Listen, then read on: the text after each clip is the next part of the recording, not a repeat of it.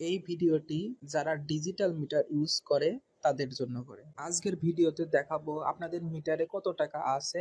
এইটা আপনাদের মিটারে নাম্বার ডায়াল করে দেখতে হবে না, আপনারা ঘরে বসে আপনাদের হাতে থাকা স্মার্টফোন ব্যবহার করে দেখতে পারবেন। চলুন ভিডিওটি শুরু করা যাক। সর্বপ্রথম আপনাদের জেনে নিতে হবে আপনাদের যে মিটার আছে এই মিটার নাম্বারটা লাগবে, অথবা কনজিউমার নাম্বার। আর কোন কোম্পানির মিটার আপনারা ব্যবহার করেন এইটা লাগবে।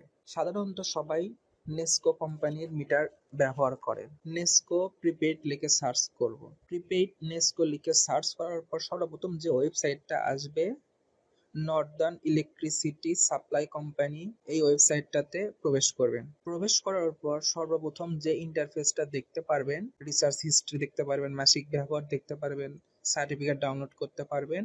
আর উপরে যে বাক্সটা আছে এখানে গ্রাহক নাম্বার টাইপ করতে হবে। এইটা হচ্ছে আপনাদের মিটার লাগাই দেওয়ার সময় একটা কার্ড দিবে, এই কার্ডে কনজিউমার নাম্বার লেখা থাকবে, অথবা আপনাদের মিটারে গিয়ে দেখবেন মিটারের গায়ে লেখা আছে মিটার নাম্বার, ওইটা টাইপ করলেও হবে। উপরে অপশনে দেওয়া আছে প্রিপেইড গ্রাহক নাম্বার অথবা মিটার নাম্বার টাইপ করুন। আমি গ্রাহক নাম্বার এন্টার করার পর রিসার্চ হিস্টোরি বাটনে ক্লিক করব। এরপর গ্রাহকের নাম দেখাবে, ঠিকানা দেখাবে। আপনারা নিচের দিকে স্ক্রল ডাউন করবেন, করার পর এই জায়গায় দেখবেন সর্বশেষে অবশিষ্ট ব্যালেন্স টাকা। এখানে দুইটা জিনিস খুবই গুরুত্বপূর্ণ। একটা হচ্ছে সময়, সময় লেখা আছে 19 নভেম্বর 2024।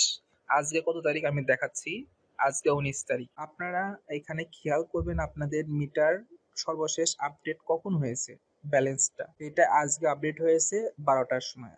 আপনারা লক্ষ্য করবেন যে প্রতিদিনই 12টার সময় মিটার আপডেট হয়, দিনে একবার করে। বাই চান্স কোনো দিন আপডেট হয় না, এটা খুবই রেয়ার, বাট প্রতিদিন 12টার সময় আপডেট হয়। তাহলে আপনারা যদি সকালে বা বিকালে চেক করতে চান তাহলে কিন্তু আপনারা ইনস্ট্যান্ট এখন কত ব্যালেন্স আছে সেটার সাথে আপনাদের মিটারে যদি গিয়ে টাইপ করেন তাহলে কিন্তু কিছুটা অমিল পাবে, কারণ এইটা আপডেট হয় 24 ঘন্টা পর পর। তাহলে আমাদের আজকে 19 তারিখ আপডেট হয়েছে 12টার সময়, তখন দেখাইছে 369 টাকা আছে। তাহলে এখন বাজে 2টা। এখন যদি আমি মিটারে নাম্বার টাইপ করে দেখি কত টাকা আছে, এটার থেকে সর্বোচ্চ 10 টাকা, 5 টাকা বা 20 টাকা কম বেশি হইতে পারে।